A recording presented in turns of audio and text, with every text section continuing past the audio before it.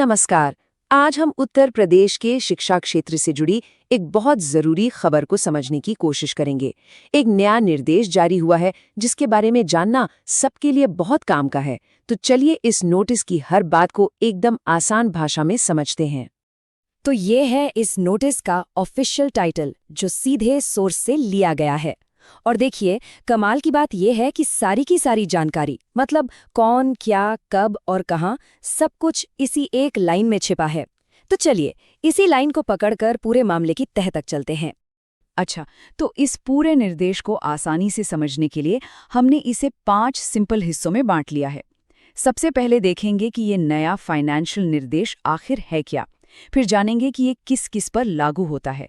इसके बाद इसकी ज़रूरी तारीखें क्या हैं, ये मानव संपदा पोर्टल क्या चीज़ है, और आखिर में बात करेंगे कि ये सब करना इतना ज़रूरी क्यों है। तो चलिए पहले पॉइंट से शुरू करते हैं।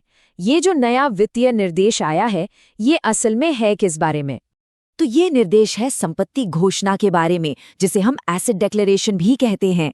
देखिए, आसान शब्दों में इसका मतलब ये है कि सरकारी कर्मचारियों को अपनी चल और अचल दोनों तरह की प्रॉपर्टी का ब्यौरा देना होगा।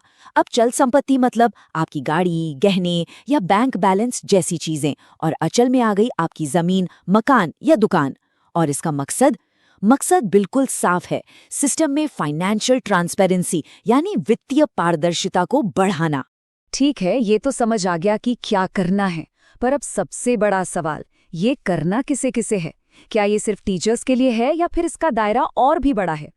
तो देखिए, सोर्स में ये बात बिल्कुल साफ साफ लिखी हुई है, ये निर्देश शिक्षा विभाग के हर एक कर्मचारी के लिए है।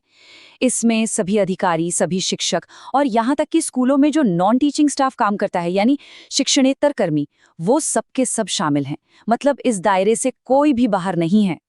अब बात करते हैं टाइमलाइन की, क्योंकि देखिए, सरकारी कामों में तारीखें बहुत मायने रखती हैं, और यहाँ 2 ऐसी तारीखें हैं जिन्हें याद रखना बेहद जरूरी है।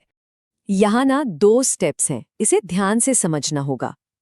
पहली तारीख है 31 दिसंबर 2025।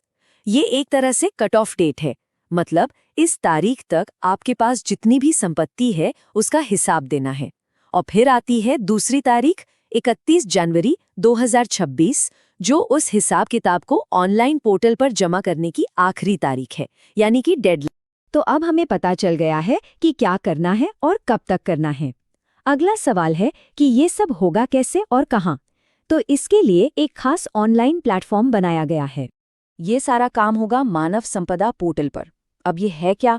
आप समझ लीजिए कि ये सरकारी विभागों का एक official online HR management system है, जहां इस तरह के प्रशासनिक काम किए जाते हैं। तो मतलब साफ है, सारी जानकारी इसी पोर्टल पर ऑनलाइन भरनी होगी। इसका प्रोसेस वैसे काफी सीधा है। सबसे पहले अपनी संपत्ति की पूरी लिस्ट बना लेनी है, फिर मानव संपदा पोर्टल पर लॉगिन करना है, वहां एसेट डिक्लेरेशन वाला फॉर्म ढूंढकर उसे ठीक से भरना है, और आखिर में डेडलाइन से पहले पहले उसे सबमिट कर देना है। अब आते हैं आखिरी और सबसे जरूरी सवाल पर, आखिर ये सब किया क्यों जा रहा है? मतलब सरकार को अपने कर्मचारियों की संपत्ति का ब्यौरा चाहिए ही क्यों? असल में ये सिर्फ एक नियम नहीं है, बल्कि ये एक अच्छे शासन का, जिसे हम गुड गवर्नेंस कहते हैं, उसका एक बहुत जरूरी हिस्सा है। जब पब्लिक सर्विस में बैठे लोग अपनी संपत्ति की घोषणा करते हैं, तो इससे पूरे सिस्टम में फाइनेंशियल क्लैरिटी आती है और जवाबदेही तय होती है। ये एक स्टैंडर्ड तरीका है जिससे पारदर्शिता बनी रहती है। तो चलिए एक बार जल्दी से सारी जरूरी बातों को दोहरा लेते हैं। ये किसके लिए है? सभी शिक्षा अधिकारियों, शिक्षकों और नॉन टीचिंग स्टाफ के लिए। क्या करना है? अपनी चल और अचल दोनों तरह की संपत्ति की घोषणा करनी है। कब तक? 31 जनवरी 2026 तक, और ये जानकारी 31 दिसंबर 2025 तक की संपत्ति की होगी। और आखिर में कहाँ? मानव संपदा पोर्टल पर। अब एक बहुत ही दिलचस्प और जरूरी बात, जिस ब्लॉग से ये जानकारी ली गई है वो खुद एक डिस्क्लेमर देता है।